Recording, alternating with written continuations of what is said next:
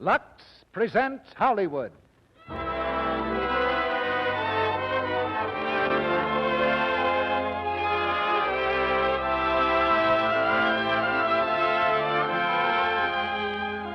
Lux Radio Theatre brings you Gloria Jean, C. Aubrey Smith, Helen Parrish, and Frank Albertson in A Little Bit of Heaven.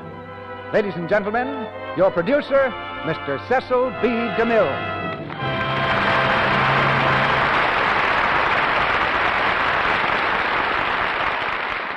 Greetings from Hollywood, ladies and gentlemen. The elderly individual with the scythe is ready to cut another year from under our feet. That makes most of us feel a bit older.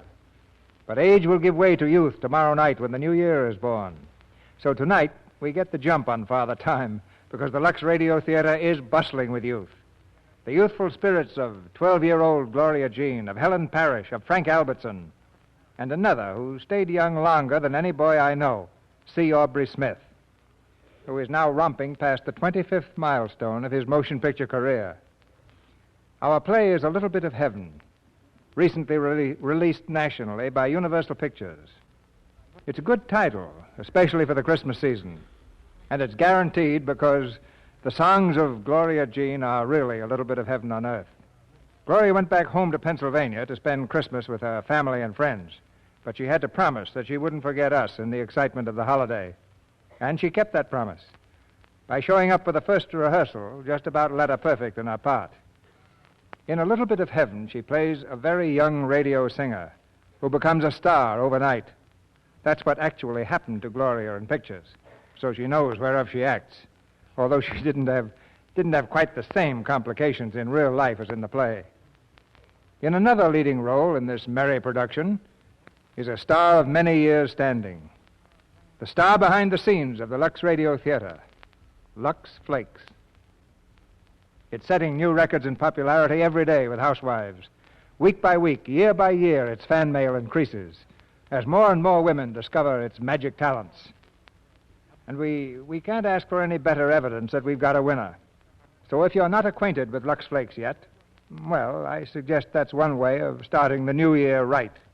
I'll even go out on a limb and predict that Lux Flakes will make your new year happier.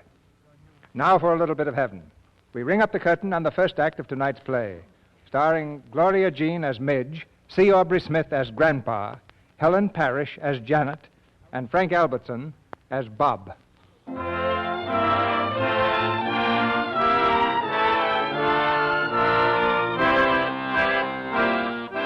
There's a music lesson in progress at the studio of Signor Antonio. He's the same Signor Antonio, better known as Plain Tony, who runs a spaghetti house on New York's East Side. And the studio is the tiny kitchen of his restaurant. The pupil with the crystal clear voice is Midge Loring, one of the neighborhood kids, a nightingale among the pots and pans.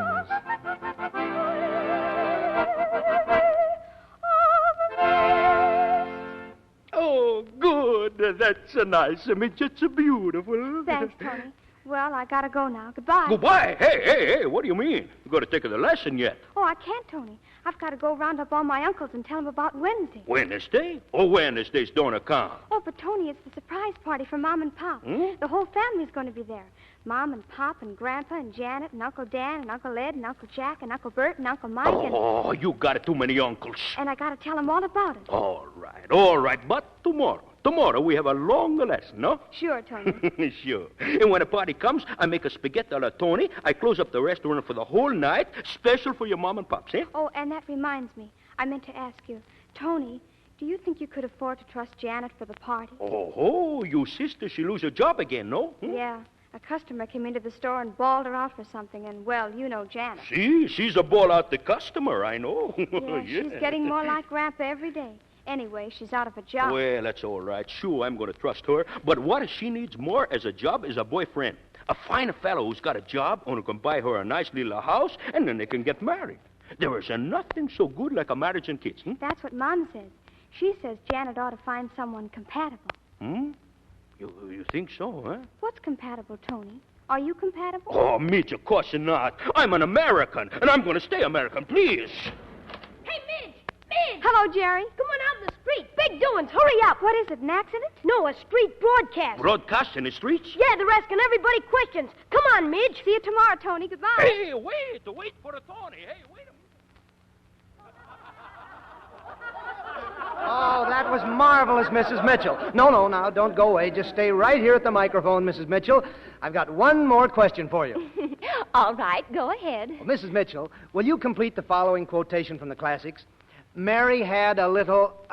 Mary had a little... oh, now, don't tell me. no coaching, please. Mary had a little... What do you eat with mint sauce? Huh? Oh, Oh, lamb! Lamb it is. Fine, Mrs. Mitchell. Absolutely 100% perfect. Thank you very much, Mrs. Mitchell. What do you say, Cotton? Who's next? Right here, Bob. This is Mrs. Schultz. Thank you, Cotton. Ladies and gentlemen, my partner has just brought a very lovely lady to our microphone, Mrs. Schultz. Now, Mrs. Schultz, before we start, would you mind imitating a rooster? Why? Why should I imitate a rooster? Oh, no reason at all, but it's silly. Well, yes, it's ridiculous. I wouldn't do it. Oh, thank you, Mrs. Schultz. Now, surely someone feels the urge to crow. Who will it be? I can do it, mister. Well, that's the girl. Go right ahead. Very good. Straight from the barnyard. What's your name, young lady? Midge Loring. What's yours? Bob Cayley. Oh, but we're not here to talk about me. Suppose you tell us something about yourself. Well, I live up there across the street on the second floor. There's quite a lot of us. There's Mom and Pop and Grandpa and Uncle Dan. And I've got other uncles, too, such as Dan, Ed, Jack, Bert, Mike, Wes, Ferris, Pete, Louie, Freddie, and Sherm. And a very pretty sister who's out of a job right now. Oh, and I sing besides. What a family and what a memory. Oh, I haven't even started to tell you about my uncles.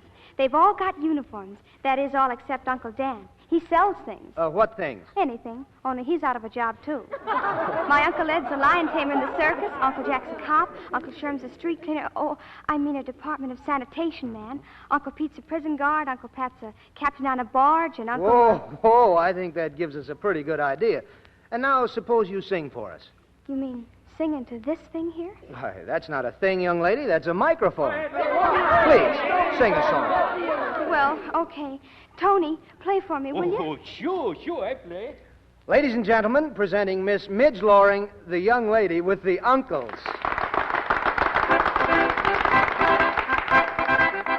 We're marching along with a smile and a song and a cheer loud and clear for the penguins. We're loyal and true in whatever we do. Oh, it's fun to be one of the penguins. Let us sing la la la on our merry, merry way. Let us sing la la la to a happy holiday. Let us cheer ra ra ra to the sun that shines above, and a cheer ra ra ra to every penguin that we love.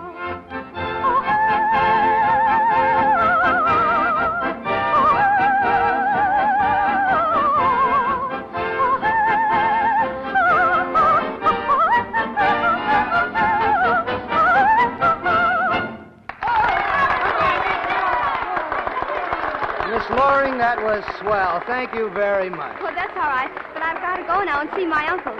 Goodbye. Oh, wait a minute. Don't go. Hey, Cotton, grab that girl. She's a sweetheart.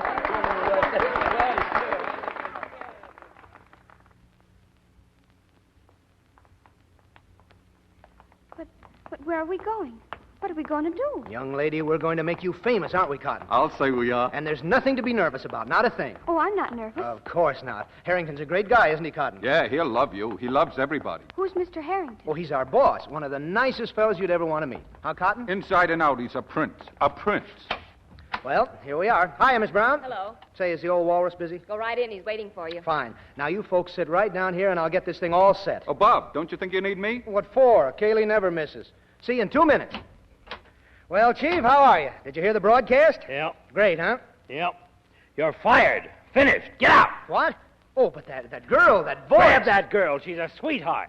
Did anyone ever tell you this is a quiz program? Last Tuesday, you broadcast a cat and dog fight. But this is... Yes? Mr. Dixon wants to talk to you. Tell him I'm out to lunch. Tell him I'm in jail. You hear that? The sponsor.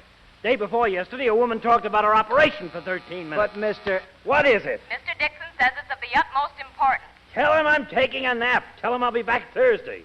Another account out the window. Grab that girl. She's a sweetheart. Making dates on our time. Now, just a minute, Mr. Harrington. At the risk of losing my job. At the risk of losing what job? You haven't got a job. What is it? He won't take no for an answer. All right, put him on. Now, listen, Mr. You shut up. Hello. Hello, Mr. Dixon. Say, I'm mighty sorry about that program today. It was all a mistake. One of my men... Huh? Oh, you did? Oh, well, certainly. That's the way we planned it. Oh, we did, huh? Quiet. Of course, Mr. Dixon, we're just trying to keep her undercover. You never catch me with my pants... You never catch me with the grass growing under my feet. Never mind that stuff. I want to tell you... Quiet. All right, Mr. Dixon. I'll call you as soon as it's all settled. Say about lunchtime tomorrow? Fine. Goodbye. He likes her. He wants her on his show. Where is she? Don't look at me. I don't work here anymore. Now, Bob, don't be hasty. Trouble with you is you're always flying off the handle. Why should you want to quit at a time like this? Quit? You fired me. That's beside the point. Where's that girl? All right, Mr. Harrington. Maybe we can talk terms. Terms? What do you mean, terms? Well, you've got the sponsor, we've got the girl. I'll call you up when it's all settled. Say about lunchtime tomorrow. Oh, wait, Bob! So long, Mr. Harrington. Come back here. Come back. Well, Bob, what did he say? It's all set. He wants her. The sponsor wants her. She's in. Oh, swell. Midge, we're going to make your name a household word. You mean singing on the radio? A coast-to-coast hookup. Fame and fortune. Your picture in the fan magazine. I can see it now. Midge Loring, the dead-end diva. What do you think of it, Midge? We'll have to ask the family. The family? The whole family, uncles included? No, just Mom and Pop and Sis and Uncle Dan and Grandpa. But Grandpa's the real boss. Whenever something makes him mad, he starts breaking canes over the furniture. Oh, well, does he break many of them? 2 or 3 a week. Uh-oh. Cotton, prepare to meet Grandpa.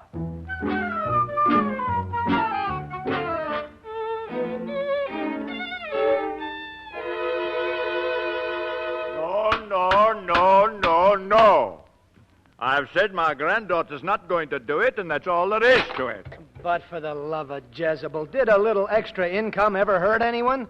Yes, it's like trying to cage a nightingale or a lark. They stop singing. How about canaries? Oh, bosh. Look, we'll leave it to the family. Mr. Loring, you're Midge's father. What do you think? Well, personally, I think that it doesn't matter what he thinks. He's only got into this family by marriage. What about me? I was born into it. Nobody asked my opinion. Nobody wants it. This is my Uncle Dan. Oh, how do you do? Hi. Now, look, I understand you're a businessman. Sure, when I work. Then you ought to see the possibilities of this thing. Think of it, $100 a week. You said 200. Who did? You did. I did not. Cotton, don't argue. All right, it's 200. Mrs. Loring, let me ask you. Yes? Mrs. Loring, wouldn't you like to have a nice, shiny dishwashing machine? Think of it. You put the dishes in, turn the switch, and relax. It sounds nice to me. Don't you think so, Grandpa? For the last time, as long as I'm head of this family, the answer is no. Well, when can we know definitely? Here, somebody hand these young pups their hats and get them out of here before I lose my temper. I've had all I can stand. Good night. Well, now you've met Grandpa. Yeah. Meeting Grandpa's like shaking hands with a buzzsaw. Well, goodbye, folks. Goodbye. So long, boys. Better luck next time, gentlemen. Yeah, maybe if we... Hello, family. Oh, Janet, come here. Dinner ready, Mom? I brought some of those pickles that Pop likes.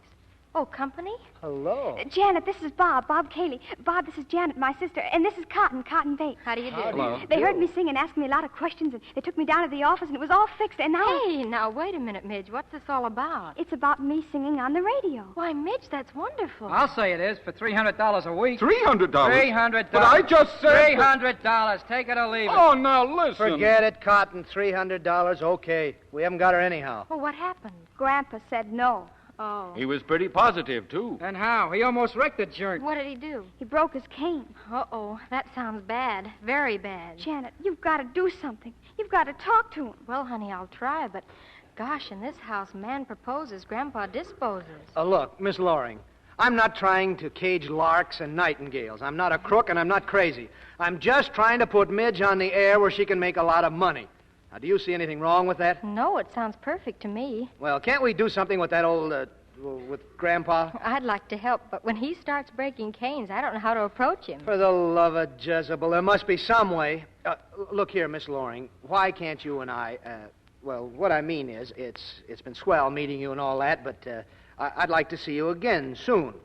And while some people don't care for nightclubs, other people often find them very enjoyable. Maybe you Wait could, a minute. Now, what's this all about? Well, I've got 2 tickets for the opening of the Martinique tonight. Can you be ready at 9? Why, I don't know. How about it, family? Yes.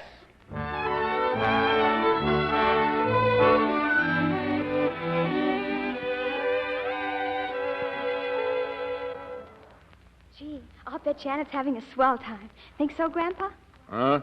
He was a nice fellow, wasn't he? Mr. Cayley, I mean. Yeah. Are we going to have that game of checkers, or ain't we? Oh, all right. Grandpa, how does a dishwashing machine work? Well, it works by electricity. You put the dishes in, you turn it on, and that's all there is. And the dishes don't break? No. Gee, that's wonderful. Too bad we don't have one. Huh? You know, Grandpa, I love to sing. And we'll love to hear you. I bet you if I sang loud enough, they could hear me maybe 2 blocks away, huh? I suppose so. And if you could sing loud enough to have people hear you maybe 1,000 miles away in Chicago or Iowa or, gosh, maybe even Africa, that'd really be something, wouldn't it? Why, that certainly would. And if they wanted to pay you for, so for instance, we could get a dishwashing machine and Pop could get a new suit and we could have all sorts of nice things. Listen here, young lady. There's no need for you to bother your head about that. At your age, you ought to be having fun and getting educated. How long does it take to get educated? Well, it starts the day you're born and stops the day you die. Kind of keeps you busy, doesn't it? The important thing is to find happiness and hold on to it. If you don't find it by just having nice new things. Here, let me tell you a story. Okay, Grandpa. Once there was a prince that was very sick, and the doctor said the only thing to cure him would be to find a happy man and buy his shirt and wear it. The prince searched and searched and searched, but he couldn't find a single happy man. One day, when he was just about to give up in defeat, he passed a field and saw the farmer plowing. And the man was singing at the top of his lungs. "Why are you singing?" said the prince. "'Cause I'm happy," said the farmer. "Let me buy your shirt. I'll pay you anything you like for it," said the prince. "I'm sorry," said the farmer, "but I haven't got a shirt." "There you are. Don't you like it?" It's okay. Just the same, I wish we had that dishwashing machine.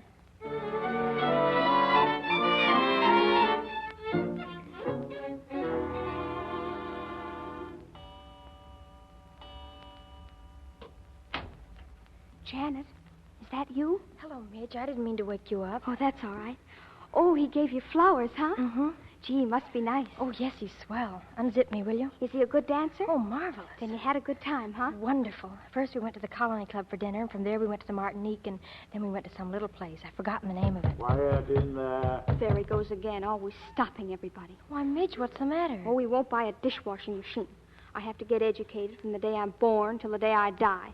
I can't sing on the radio just 'cause some old guy out in the field hasn't got a shirt. Oh, darling, don't get so upset about it. Oh, but I want to do it, Janet, more than anything I ever wanted. You really want to? Oh, yes. All right, dear, but don't worry about it now. Go to sleep. I'll talk to Grandpa about it tomorrow. Yeah, maybe one word lead to another. We'll see. Good night. Good night. Oh, Janet. Yes? Would you say offhand like that Mr. Cayley was compatible? Why, yes, I guess so. Why? Oh, nothing. Good night.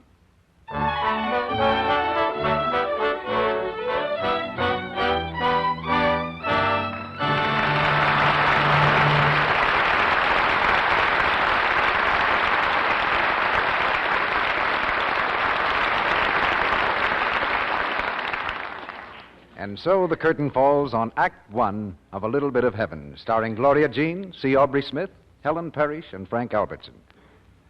Now for one of our old-time American tunes, played by Lou Silvers and our orchestra.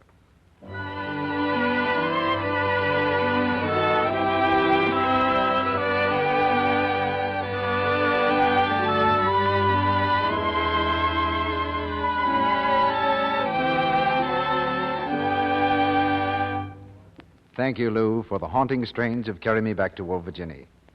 You know, I asked Lou to play that because I have some news from Virginia, from its beautiful capital city, Richmond. That was one of the places where a survey was made not so long ago, a part of a nationwide search for information.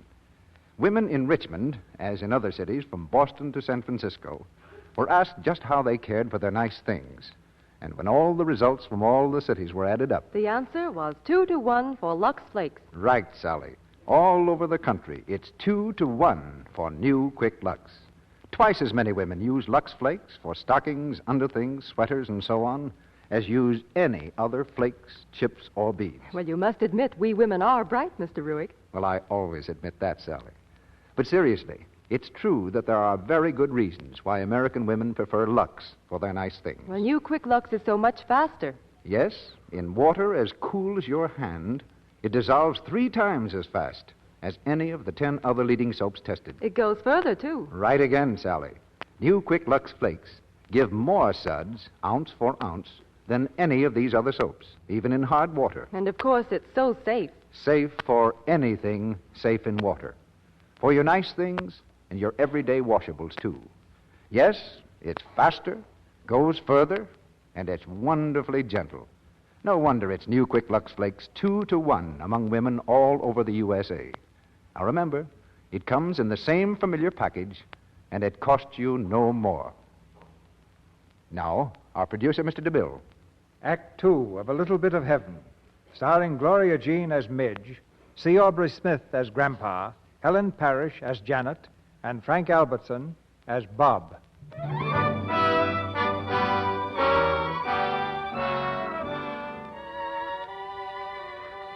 Fame and fortune stood on the Loring threshold, and Grandpa slammed the door. But the family pressure proved too much for him, and Grandpa finally had to give in. Now the family has come to talk terms in Mr. Harrington's office.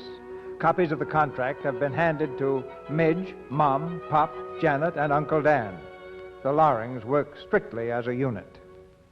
Well, folks, you ready to sign? Oh, give 'em a chance, Mr. Harrington. They're still reading it. How's it look, Midge? Am I the party of the second part? That's right. How's it by you, Dan? I don't know. There's a lot of stuff in here that don't make sense. Comp mentis, nunc pro tunc. It ain't even American. It sounds like they're taking my little girl away from me. Oh, no, Mrs. Loring. Say, what's this thing here? What's that, Mr. Loring? It says here that she gets paid on Wednesdays. Why not Saturdays? Well, the checks are made out on Tuesday and delivered on Wednesday. Why? Why not pay her on Saturday? Don't give it a second thought. That clause doesn't mean a thing. If it doesn't mean a thing, why is it in here? Because a contract's a mutual agreement, a promise. Yeah, but it looks to me like the party of the second part is doing all the promising. All our contracts have the same promises. I still don't get this about being paid on Wednesday. Now listen, Easy, Mr. Harrington, easy. Now, believe me, Mr. Loring, there's nothing to worry about. Just sign the contract and we're all set. Now, don't rush me. Don't rush me. Yeah, after all, this is an important step we're taking. Yeah, what's the matter with Saturday? There's nothing the matter with Saturday. But everybody gets paid on Saturday. It looks like a loophole to me. I think we ought to get some legal advice from Uncle Pete. Uncle Pete? Who's he? He's a prison guard. A prison guard? All right. She gets paid on Saturday. Now you're talking my language. And now will you sign the contract? Go on, Pop. Take the plunge. All right. Fine. There you are, sir. Thank you. This is the happiest day of my life. Yeah, I won't have to work either. Well, that's all, folks. Hope you'll all be very happy. Now, Midge, I'll expect you back at 5 o'clock for rehearsal. 5 o'clock? Oh, but today is Wednesday. I thought we'd settled all that. Mr. Harrington, I don't think you understand. I know I don't. Mom, Pop, will you go outside for a minute? What for? Oh, go ahead, Pop, please. All right. Come on, Mama. Don't sign anything, dear. You see, Mr. Harrington, today's Wednesday. You said that. Well, I'm giving a surprise party for Mom and Pop. Go on. Well, Tony's got everything ready, see? I see. And after all, you wouldn't want me to disappoint all my uncles, would you? Oh, no. What's a rehearsal compared with a lot of uncles? Now you're talking. Yeah, ooh. Thank you, Mr. Harrington.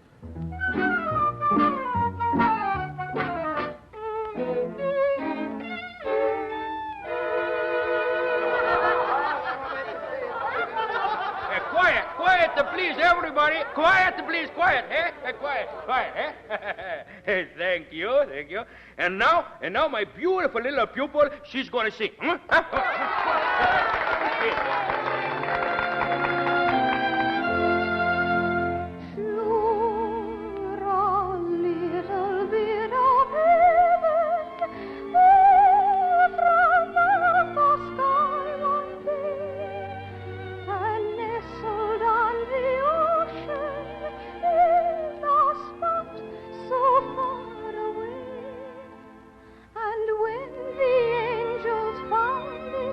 Sure, it looks so sweet.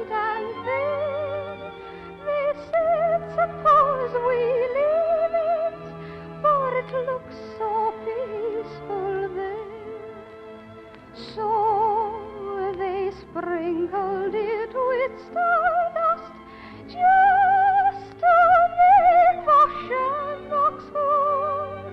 'Tis the only place you'll find them, no matter where you go. Then they dotted it with silver to make its lake so grand. And when they had it finished, sure they called it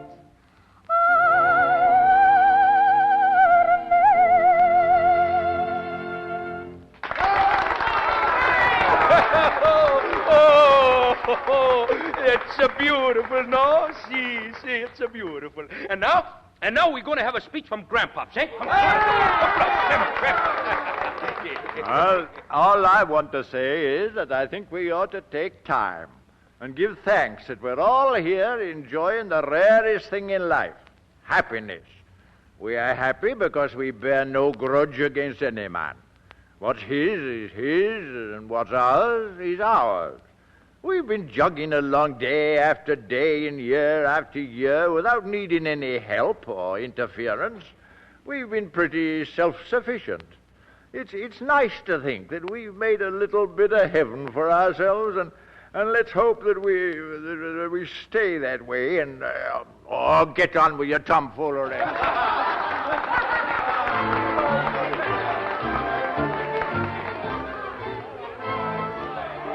See, Mr. Harrington, who haven't you met yet? Well, I've met so many people. Oh, Uncle Pat. Uncle Pat, this is Mr. Harrington. Hi.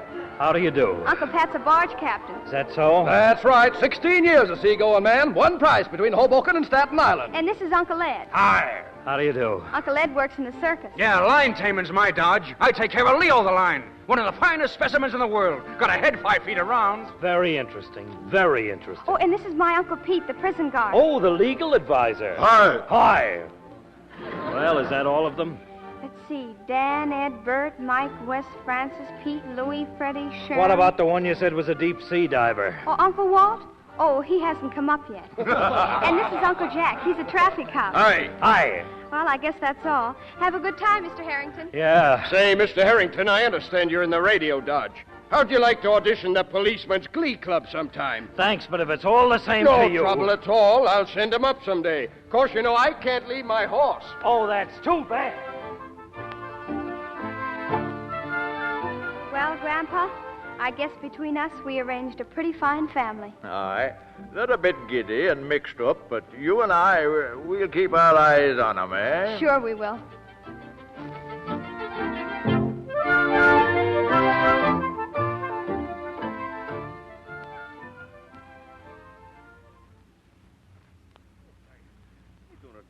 Janet, all my life I teach her singing. All my life she's a music. I know, Tony. No, you tell me I can't teach a Midge no more. Why you say that, Janet, eh? I'm sorry, Tony. I thought you'd understand. What's the matter? She's no sing good for those radio people, eh? It isn't that. She's under contract to them. She's got to do what they say. They. I know it is not you. It is they. They make you do this to me, eh? Try to understand. Francois is only continuing the work you've already done, Tony. Francois? Who's a Francois? Maybe he's a hear of me, but I never hear of him, eh? Don't feel you've lost her. Midge will come down and see you as often as she can. Coming down? Oh, yes, we're moving. Uptown to a much bigger place. Oh, I see. Nice, swell house now, huh? That's in a contract, too, yes? Huh? Oh, no, it isn't, Tony, but... Hello, Sid. Sorry I'm late, Tony. How about starting with Santa Lucia today? No, Santa Lucia. All right. The arpeggio, legato, and staccato. La, la, la, la, la, la, la. No, stop it, please. Oh, is it as bad as that? It must be because I'm out of breath. Give me another minute. No, it's a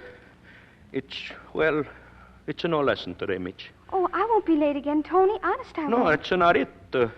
Tony, Tony, he's a teach you everything he knows. No more left for Tony. What? Oh, no, Tony. That's not so. Sure, it is so. Sure, it's so. From now on, Tony, he's to take a back seat. Oh, no, you can't. Why, I couldn't do anything without you, Tony. Oh, Janet, tell him. Now, look, Midge, singing on the radio is different, and Mr. Harrington is getting you a special teacher. But I don't want a special teacher. I want Tony. What's the matter with you? It's the best thing in the world for you. It's like going from a school to college. Tony, he's a school, and Francois, he's a college. Francois? Who is he? What? You never hear of Francois? Why, everybody knows of Francois. He's a great maestro. You will like him fine, see. And someday he'll make you a great singer. Sure, that's what he do. He make you a bigger star. Tony, he can do nothing for you. Oh, Tony. Young singer scores hit in radio debut. Midge Loring, youngest star in the airwaves. Midge Loring, this month's Blue Ribbon winner. Midge Loring takes country by storm. Midge Loring. Midge Loring. Midge Loring. Midge Loring. And here's a picture, Tony. Midge Loring, radio star, with her sister Janet Loring. And Eric Montague, well-known man around Manhattan. This a fellow around Manhattan. Who's a she? She's a he. All right. Who's a he? I guess he's Janet's gentleman friend. Oh. She's a pretty good-looking fella, no? No. I think I don't like him myself. Gee, I hope Midge ain't got a gentleman friend, too. No. Well, she ain't been around lately. Well, you see, Midge, she's a bigger star. Stars cannot visit the Earth all the time because the stars got plenty to do. Got to work hard so she can keep on shining. Tony, where are you? It's Midge. It's a Midge. Hello, Jerry. Oh. Hello. Gee, I'm glad to see you. Oh, I am glad to see you. Oh, come on, Midge, darling. Sit down. Oh, my goodness. How's everything, eh? Hunky-dory. The folks sent their love. What's new around here? Oh, everything's the same. Jimmy Buckley busted his tooth. He tried to open a walnut. Hey, you know Mrs. Mitchell? She's a fight with her husband. Each one don't talk to the other one, and he's a very happy. Listen, I came back to tell you I'm having a big New Year's Eve party Tuesday, and you're all invited. It's at our place. A bigger party at your place? Yes. Will you come? Oh, sure. Oh, that's swell. Well, I gotta go now. I still got a lot of uncles to contact. Goodbye, Tony. Goodbye. I'll help you contact him. All right. So long, Tony, and don't forget. New Year's Eve. I want to be there. Goodbye. Goodbye. Gee, that's a nice hat you got there, Midge. I'm glad you like it. Janet helped me pick it out. You haven't got a new boyfriend, too, have you? Of course not. What do you mean, two? Well, Janet's got one. I seen his picture in the paper. Oh, Ricky? He just sort of hangs around educating the family. You know, walk like this, talk like that, eat like this. Oh, one of those. Yeah, but he's not compatible like Bob. Then what's she doing with him? Well, she just goes out with him when Bob's busy. You know how it is. You sure you haven't got another boyfriend? Why, Jerry, I'm cross my heart sure. Gee, that's swell. You know what? I got a raise. And the 10th Avenue Delivery Boys Association's elected me president. Golly, Jerry, you're really going places. But then I always had a feeling you'd be president. You did? I sure did. Oh, Midge. Oh, gee. Gosh.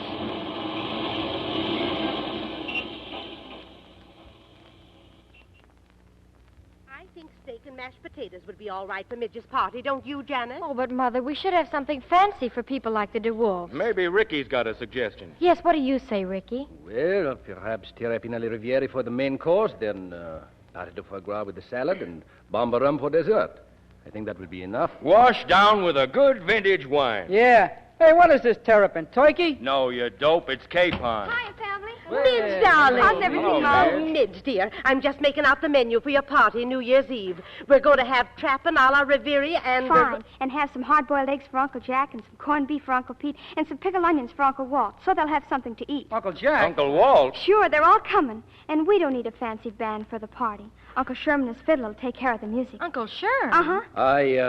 I do not believe I have met these gentlemen. You will. They're all coming in full-dress uniforms. In uniforms? That's right. And you needn't be afraid of meeting them. They're very democratic people. They'd be nice to anybody. See you later, family. I gotta go and practice. Oh, Janet, these uncles. Oh, don't worry about them, Ricky. I don't believe they'll come. As a matter of fact, we'll just have to make sure that they don't.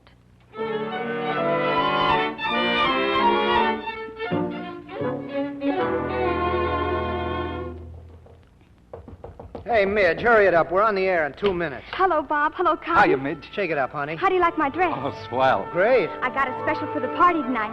Don't forget, you're coming home with me, both of you. Oh, the party. Well, I'm sorry, Midge, but it looks as if Cotton and I won't be able to go. You see, well, you remember Cotton. I don't know what you're talking about. Well, anyway, we can't come, Midge. Oh, but you can't not come. You gotta come. Everybody's expecting you. Yes, but... What's the matter, Bob? You never come around the house anymore? Are you mad at someone? No, it's just that... 10 seconds, Bob. Okay. You ready, Midge? Yes, but you better be waiting for me after that broadcast, or Gramp will take his cane to you. Okay. Now watch it. Good evening, ladies and gentlemen. We'd like you to meet Miss Midge Loring.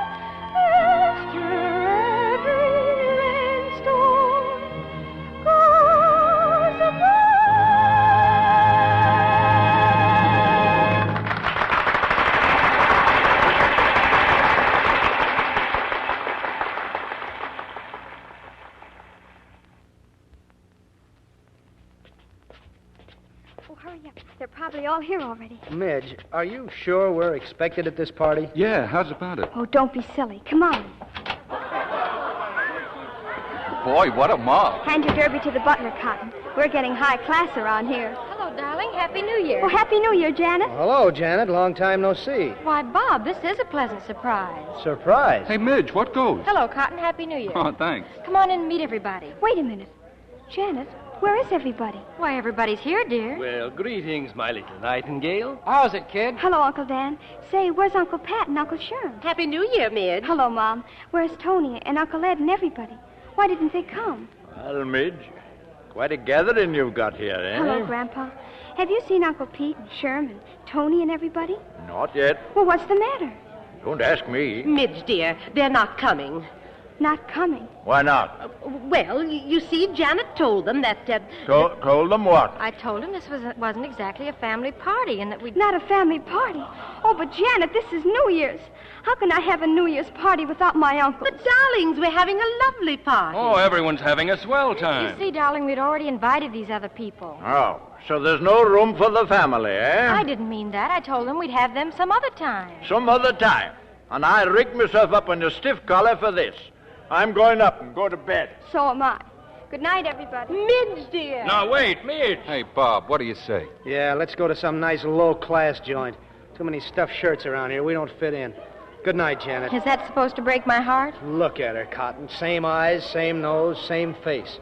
But it just isn't the same girl. If that's your idea of being funny... My idea is that it's just too bad that Midge's uncles can't come to her own party. And my idea is that it's just too bad you can't mind your own business. And my idea is to get out before blood is drawn. Well, what are you waiting for? Haven't you said enough? No, for the love of Jezebel. If anybody'd ever told me that you would go hi-hat... Have you finished? Yeah, that's all I have to say to you, now or ever. That just suits me fine. Well, I'm glad you're pleased. I'm delighted. Goodbye. Goodbye.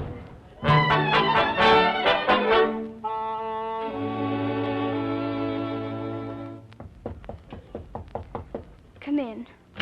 Hello, Midge. Gone to bed? Yes. Everybody left? All gone. I was wondering if you'd seen my glasses. I've mislaid them somewhere. You've got them on. Huh? Oh, I'll lose my head one day. Come now, lass.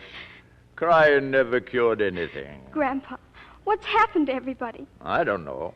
They've just changed. Golly, maybe I've changed, too. Not you, honey. Never. Then what's the matter with them all? Well, so long as they were struggling along, they were satisfied with very little. They had their work to do, some of them, and that kept them busy. Then you went on the radio, and the money began to roll in. Does money change people? Not always. Sometimes it depends how you use it. But sometimes it makes people sort of lose their bearing. You mean we're not like that man out in the field anymore? We've got too many shirts? Aye, that's what's the matter. Then, Grandpa, you've got to do something. You've just got to. It's got me stumped. Oh, but, Grandpa, we just can't give up. When you're my age, you'll find out you can't change human nature. Oh, that's pretty tough, huh? Pretty tough. Grandpa, what if I'd never learned to sing? What if I'd never gone on the radio and made a lot of money? What if I lost my voice all of a sudden? Well, I suppose we'd be back where we were. And a lot happier. Uh-huh. What'd you say? Oh, nothing. Just, uh-huh.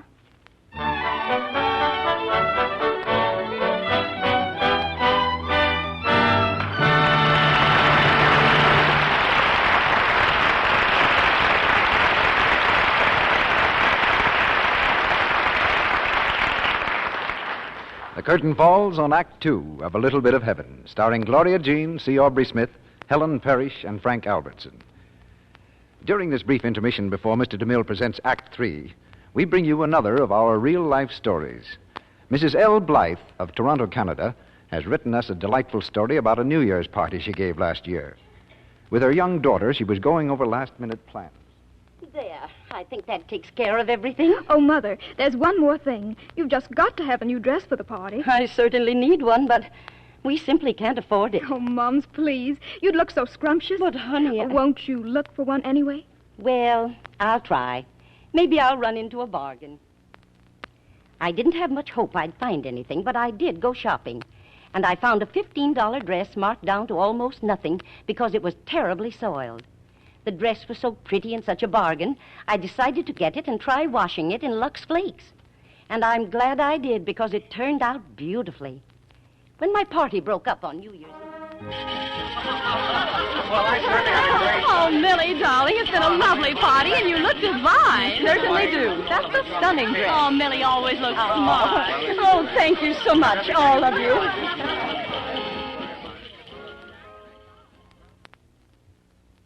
Well, naturally, that made me very happy. Just think, I had a lovely new dress, and I saved many dollars, thanks to Lux Flakes.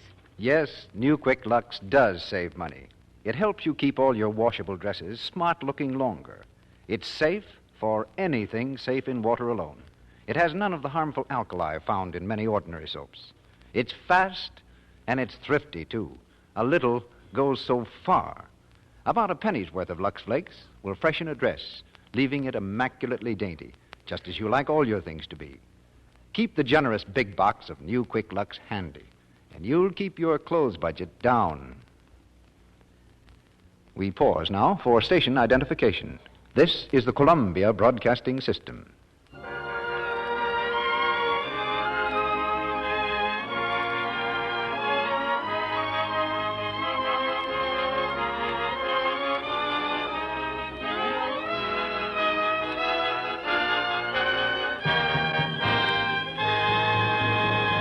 The curtain rises on the third act of A Little Bit of Heaven.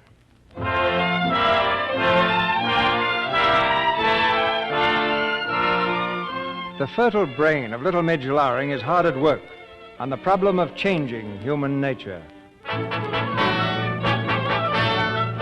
At the studio, a few hours before the broadcast, there's a rehearsal in progress. The musical conductor nods at Midge for her cue.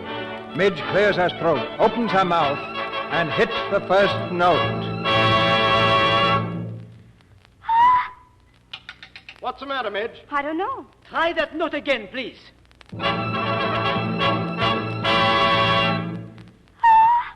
That's funny. Nothing comes out. Maybe you swallowed your chewing gum. I didn't have any chewing gum. Still nothing comes out. Miss Loring, such things do not happen to a pupil of Francois. Come on, Midge. We don't want to spend all day on this. Well, maybe we better call the whole thing off. Oh, don't be ridiculous. Come on. Miss Loring, look at me. Say to yourself, I am a pupil of Francois. Then let yourself go. Float on the wings of song. But I don't feel floaty. I feel sinky. Nonsense! Sing! Wait a minute. This is serious. Open your mouth and say, ah. Ah. Let me see. Ah.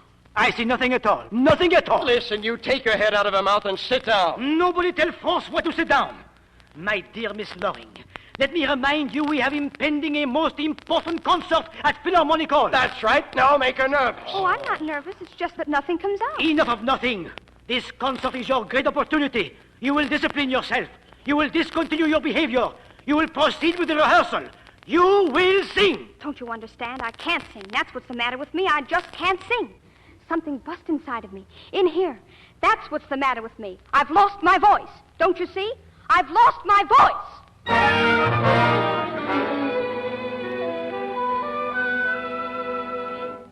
Just keep that ice bag around your throat, darling. What happened, Midge? Nothing happened. I just lost my voice. All of a sudden.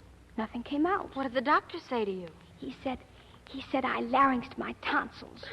Nothing like this ever happened in our family before. Just keep her in bed, that's all. I think she ought to gargle with honey. What she needs is a good home remedy, like goose grease or pork. Yeah, what was it that Ed used when he lost his voice from roaring at the lion? Oh, something Grandma whipped up. I'll suppose you all go and find out what it was.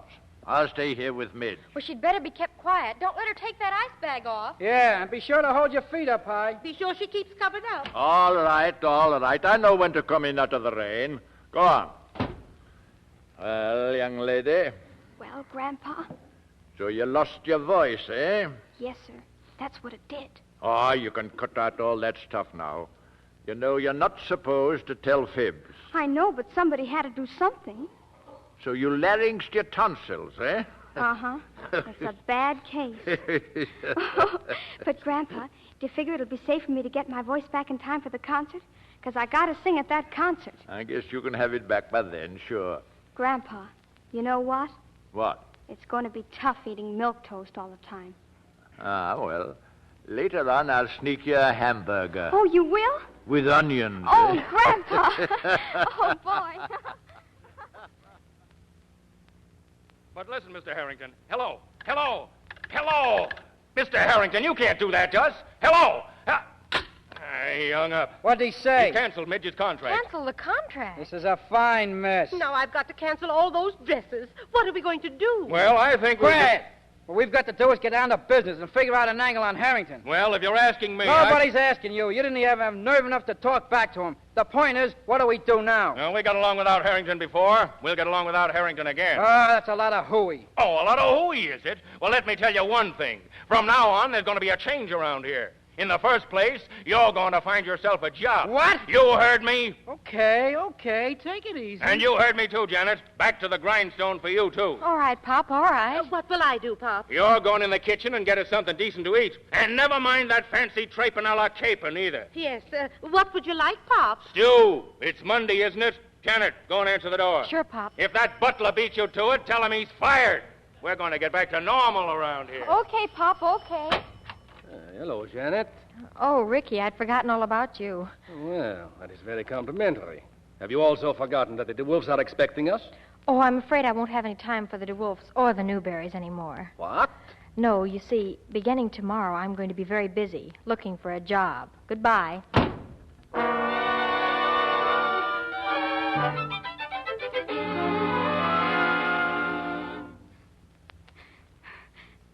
And I had to make believe I lost my voice. And I lost my chance to sing at the concert, too. They're going to get Madame Lipitsky. Oh, Midge, don't cry. Please don't cry. Here, have some nice spaghetti, eh? No, thanks, Tony.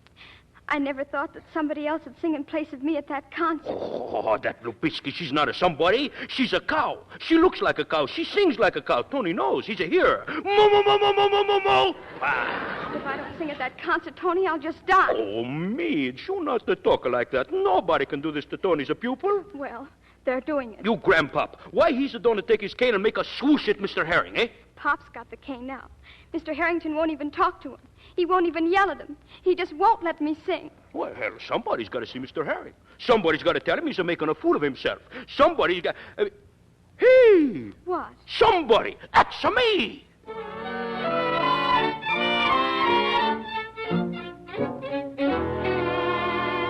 No! Yes! No! Yes! No! Yes, Midge is gonna sing tonight. No, no, no! I told that lunatic family I was through with them. Now get out! And I'm telling you, you can't do this. Midge is gonna sing tonight. Don't you tell me what I'm gonna do. Out of this office! That cow Lupitsky is not gonna sing tonight. You lunk-headed spaghetti whirler, I don't care whether she's a cow or whether she's a horned toad. Lupitsky sings. Lupitsky, the cow, sings tonight. You mustn't get mad. You too fat.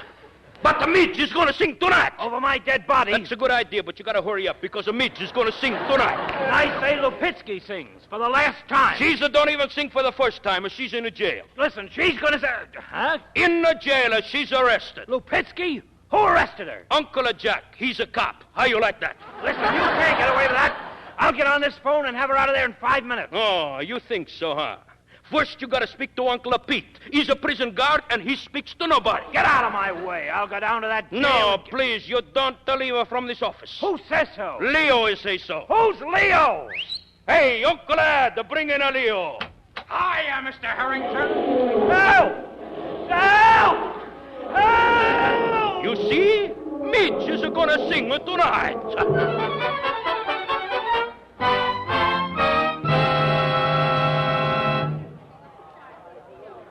Hey, Bob, the audience is getting restless. Where's that Madame Lupitsky? How should I know? Well, you better go out and make an announcement. Yeah, Kaylee's last stand. Come on, Midge. Hurry, hurry. Hey, what in the... Hello, Bob. Hello, Cotton. Is it time for me to sing? Oh, but your voice, what... I think you'll find her voice is all right, son. She's cured, and so's the family. Me especially, Bob. Janet. Yeah, Bob, honest. She's compatible like anything. Oh, Janet, that's great. What about, maybe we could, you and All right, I... Bob. Right after the concert. Oh, swell. Bob, the announcement. Oh, excuse me. Ladies and gentlemen, I regret to announce to you that, owing to a most unexpected complication, Madame Lupitsky will be unable to sing for you tonight. It is, however, with the greatest of pleasure that I present to you the beloved favorite, Miss Midge Loring.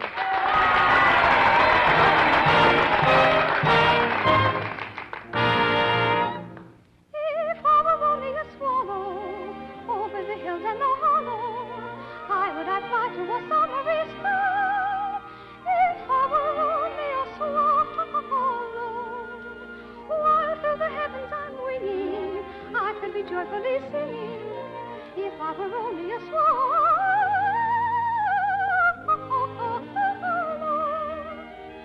But now, alas, just a maiden man, not a bird, so I cannot fly.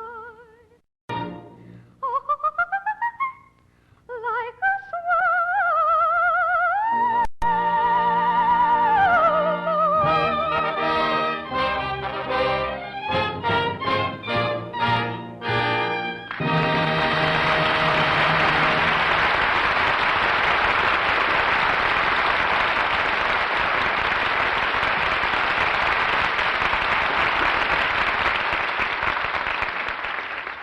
So we reached the end of our play. Gloria Jean, C. Aubrey Smith, Helen Parrish, and Frank Albertson will be back for a curtain call in just a moment. Meanwhile, let's listen in on a party. Dora and John have asked some friends in for an evening of bridge. The game has been going on for some time now, and so has Dora. And I was saying to John just the other night, you know... What, dear? Take my hand off the table so we can start the bidding. Oh, John, I wish you wouldn't call attention to my hands like that. Oh, you mean the cards. Oh, I see, yes. Well, why don't you bid if you're in such a hurry? Oh, you're waiting for me to bid. But, dear, you know I always pass the first time. Why, John, hold my hand so you can't see it. Oh, now, really, I know my hands are all red and chapped, but that's because I wash dishes every day. And after all, they're your dishes I wash, and I don't see why you have to be so mean about it. Oh, you mean hold my cards so you can't see them. Well, it wouldn't help if you did see them. I've had awful hands all evening. I never have any luck. What did you say, Kitty? No, I haven't any lucks either. But what in the world made you say that? Well, no wonder Dora is self-conscious about her red, rough hands. Kitty put her finger on the reason. Dora hasn't yet discovered new Quick Lux Flakes for dishes. Now, if you, like Dora, have trouble keeping your hands nice because of dishwashing, why not try these gentle, speedy, thrifty flakes for your dishes? Lux is so kind to your hands. Hundreds of dramatic one-hand tests have proved this. Tests of 5 soaps widely used for dishes, made under conditions similar to home dishwashing. Lux left hands soft, smooth, and lovely. The other soaps made them red and rough. Now, why not prove this for yourself? Change from harsh soaps to new, quick Lux. You'll be amazed at the way your hands stay pretty in spite of dishwashing. Get the big box of Lux Flakes. It's extra thrifty. Now, Mr. DeMille is bringing our stars to the microphone. The genial quartet of our play is back at the microphone. Gloria Jean, C. Aubrey Smith, Helen Parrish, and Frank Albertson. And if we could all sing as gloriously as Gloria, this would be some quartet. Thanks, Mr. Smith. And if everybody had a grandpa like you, everybody'd have a swell time. Say, that's quite a mutual admiration society you have there. Yeah, where did it all start? In our first picture together. We're old buddies, Mr. Smith and me. Huh? Gloria, Mr. Smith and I. Oh, yes, sir, I'm sorry. I'll have to remember that. In exchange for those grammar lessons, Gloria, maybe you should give Grandpa Smith some singing lessons. I did ask him to sing a duet once. What did he say? He said I was 50 years too late. That's awful late, isn't it? Well, I wouldn't want to wait that long on the corner. Well, CB, we've all had a great time here this week. What have you got on the file for next Monday? 3 solid acts of thrills and romance, Aubrey. Our adaptation of the RKO screen hit, Vivacious Lady. And it's a very exciting comedy. Who's in the cast, Mr. DeMille? We're going to have Alice Faye and Don Amici, both in great parts. You'll hear Don Amici as a young college professor, and Alice Faye as the nightclub singer he marries. That marriage comes as quite a shock to the college, but it will bring us a lot of fun next Monday night. Well, Vivacious Lady was great on the screen, Mr. DeMille. I think it'll be a hit here next week. Well, good night. Good night. Happy New Year, CB. Good night. Good night. And I know you'll all have a happy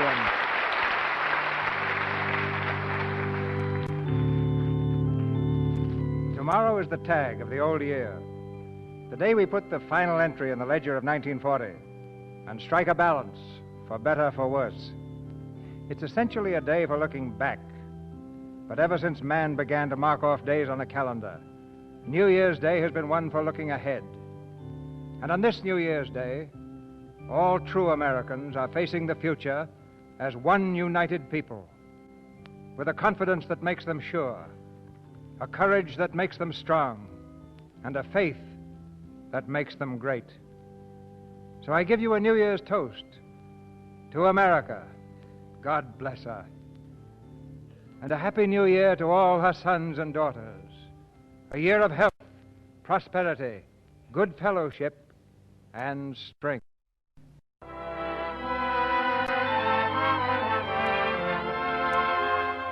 Our sponsors, the makers of Lux Flakes, join me in inviting you to be with us again next Monday night when the Lux Radio Theatre presents Don Amici and Alice Faye in Vivacious Lady. This is Cecil B. DeMille saying good night to you till 1941 from Hollywood.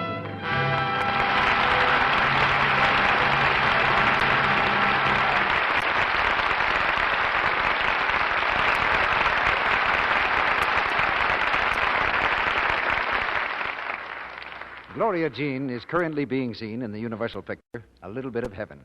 C. Aubrey Smith will soon be seen in Metro-Goldwyn-Mayer's Maisie Was a Lady. Helen Parrish's forthcoming picture is 6 Lessons from Madame Lazanga at Universal. Frank Albertson will appear in the Universal picture, The Mysterious Dr. R. Heard in tonight's play were Lou Merrill as Tony, Arthur Q. Bryan as Harrington, Verna Felton as Mom, Charles Seal as Pop, Alan Wood as Dan, Edwin Max as Cotton, Tristram Coffin as Ricky, Bobby Winkler as Jerry, Stanley Farrar as orchestra conductor, Ralph Sedan as Francois, Warren Ash as Uncle Ed, and Dwayne Thompson as Mrs. Midge.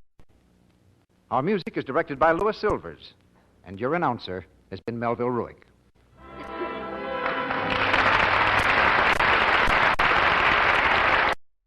The Columbia Broadcasting System.